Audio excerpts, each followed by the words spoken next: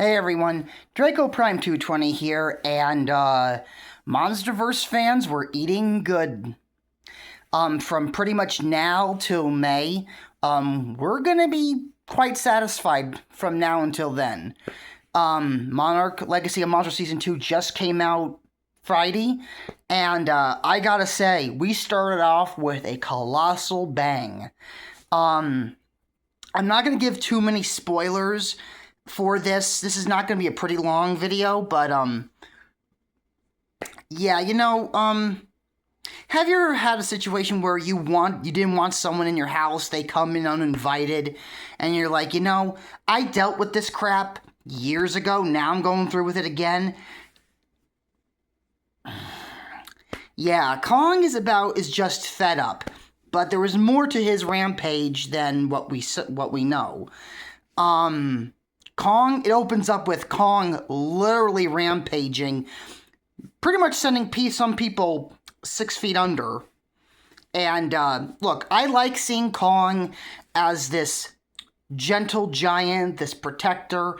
They humanize him a little bit because he is the most human of the Titans. But it's always good just to see him go, pardon my language, apeshit, bananas even, when, in a show or a movie, because this scene right here was giving me a lot of King Kong 1933 vibes, where Kong wasn't given a crap about the natives. Okay, for a little quick thing, King Kong 1933, when Kong comes through the wall and is looking for Anne, he is literally... He's biting people, he's stomping people, he's smashing huts, he's even lifting huts up and smashing it on people. For God's sake, he almost stomps on a baby. I'm not kidding. He almost stomps on a baby until the mom, sees the baby, and then just as seconds go by, brief seconds before Kong just comes her way, she grabs the kid. It was really giving me those kind of vibes of King Kong 1933. I will say this, this first episode really started off good, and there was more to Kong's rampage. There was more to what he was doing, why he was attacking, because according to them, he wasn't bothering them as long as they don't stir the pot, as they say. We go back into the past again, which I really enjoyed, and we come to find out more. We come to find out that there's this village that worships, I think is a cult, I don't know, of this giant monster, this sea beast. They see it as a god, that it will bless them with the bounty of the sea. There is a monster also, quick note, there is a monster, which I was even surprised on. My jaw dropped, because I saw this one movie. I'm not going to say the name. Probably a lot of people already know. But people probably know who the monster is already. But I saw this movie a long time ago. I think I was, between 15 and 20 when I saw it on YouTube. I don't even know if it's still available on YouTube anymore. But, I was just blown away. They referenced this kaiju. Also, they referenced a name. I don't know. I hope someone picked up on it. They referenced a 1954 character, name-wise, from Godzilla 54. So, yeah, that I got a little choked up at that, I will admit. Because the 1954 Godzilla really holds a special place in my heart. And, yeah.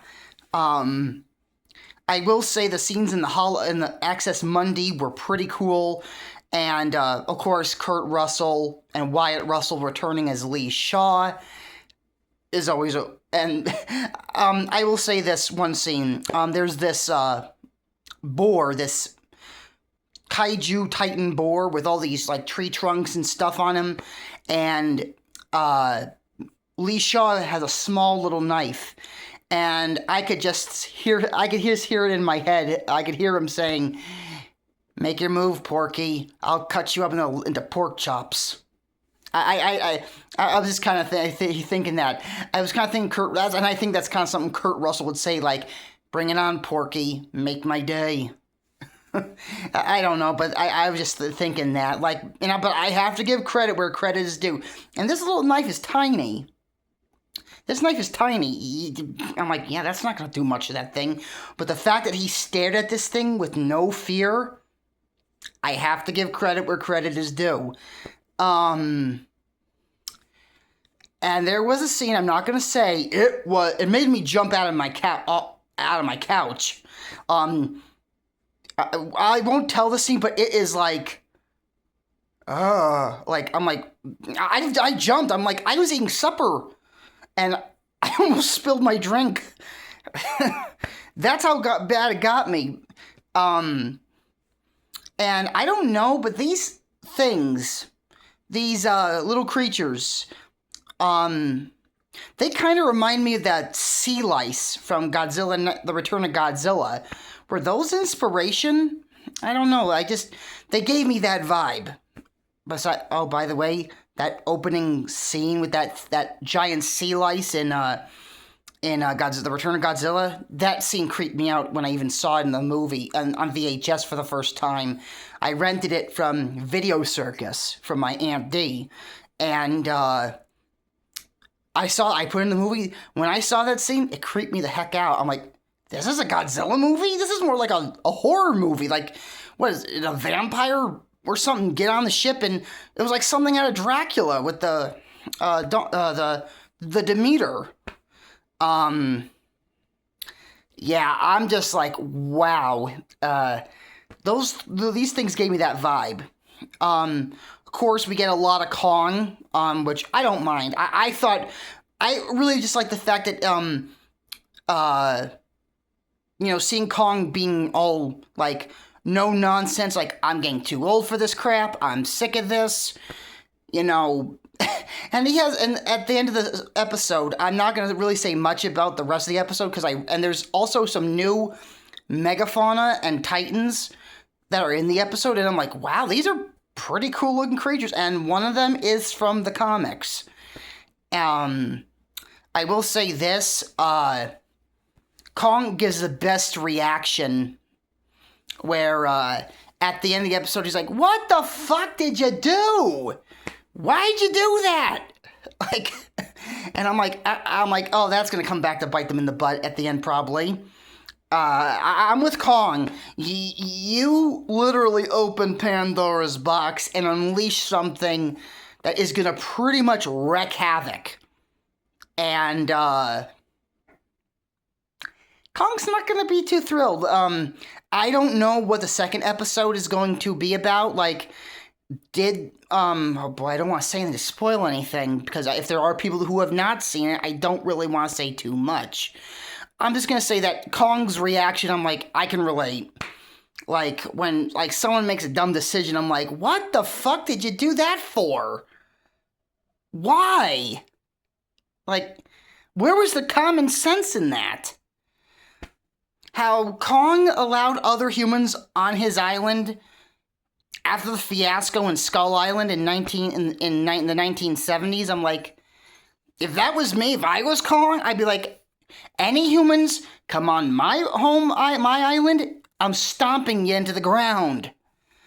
But Kong's a better guy than me. But I'm like, I bet Kong's like, why the hell did I let these guys on my island again? Why? Back a long time ago, this happened before. So, I would have to say, but also what's really strong about this episode, this series in general, is the humans. For once, I care about the humans. Like, they're so... You feel for them. You want them to make... Yeah, do I agree that some of these characters need some more development? Yeah. But I really like how these characters are made. And can I just say, when Kurt Russell says Godzilla, the word Godzilla, he just sounds so charismatic and respectful when he says the name. I'm just saying. Because in one of the first season 1 episodes, he says, what if Godzilla lost? And honestly, when I heard that, I'm like, that's a good question. Would Monarch really still have their jobs if it wasn't for him? It's the same thing with the damn Transformers. In every one of the Transformers movies after number 1, the government and everything are just a bunch of jerks. They're like, you agreed to share your intel with them, but not your advancements in weaponry. And I don't know what it is, but it just seems like these people don't realize if it wasn't for a particular character or group of characters, would they still have their jobs? Because I'm going to be honest with you. Same thing with the Transformers. Because if I was in one of those movies, I would have just said, if it wasn't for those Autobots, do you really think you'd be standing here having your government job? No, one of two things. You'd you'd either be a pile of ash due to Decepticon fire, or you'd be washing Megatron's filthy, rusty feet. So, yeah, if it wasn't for those Autobots, you'd be either one of those two things. Same thing with this person, like saying, like Kurt Russell brings up, what if Godzilla lost? Yeah, do you think Monarch lady, you'd still have your job? No, you'd probably be in the belly of a Muto by now. I just don't like it when people are like that, like arrogant and are like, oh, they know this creature or group of characters saved their asses, but yet they're complete jerks about it. I don't get it, and I'm like, if that was me, I would be showing 100% appreciation, because if it wasn't for them, would I still be living? Probably not if they didn't intervene. So yeah, I'd be showing appreciation, not being disrespectful jerks. But anyway, that's just me, and that's how I like, but I do like how they do counter, like, these questions, like, for example, in Transformers 2, Optimus Prime says, if we leave, please ask him this, what if we leave and you're wrong? And same thing with Kurt Russell, saying, what if Godzilla lost? And it really gives the people something to chew on in the mind. But, yeah, this first episode for Season 2 was absolutely phenomenal. I know it's only a matter of time before the big G-Man shows up. I really just hope people don't complain that he's not showing up right away.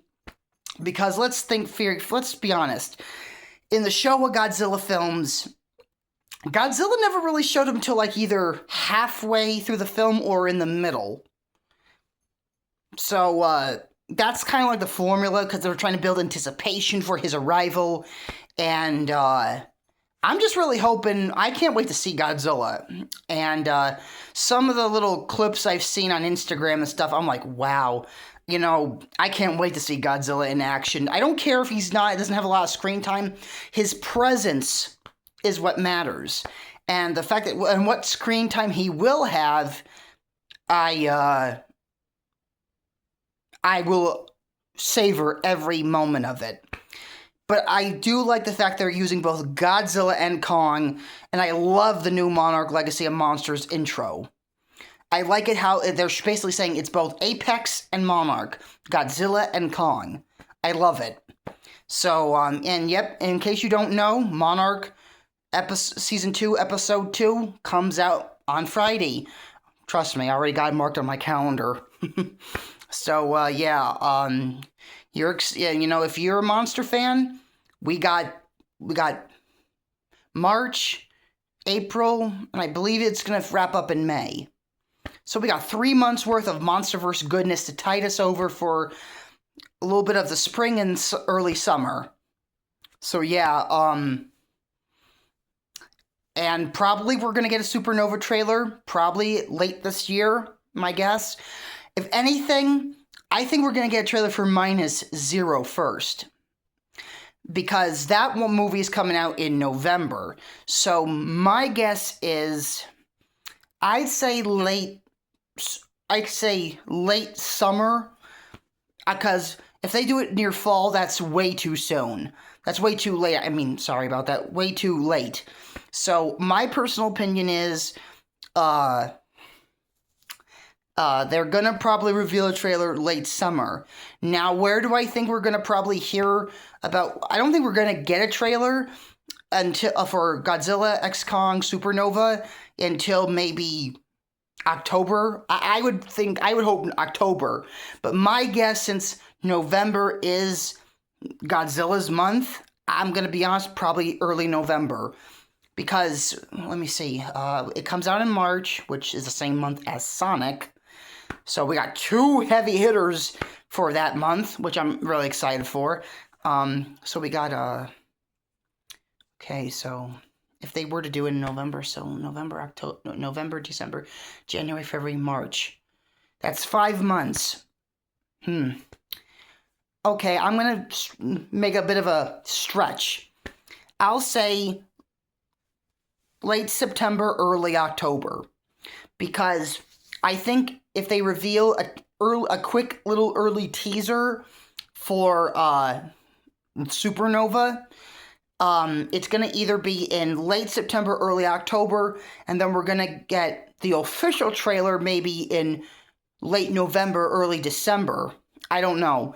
I could be completely wrong about this. I'm just taking a wild guess, but I am pretty sure that since -0 is coming out this year, we're probably going to get the trailer late summer. So we should keep our eyes out.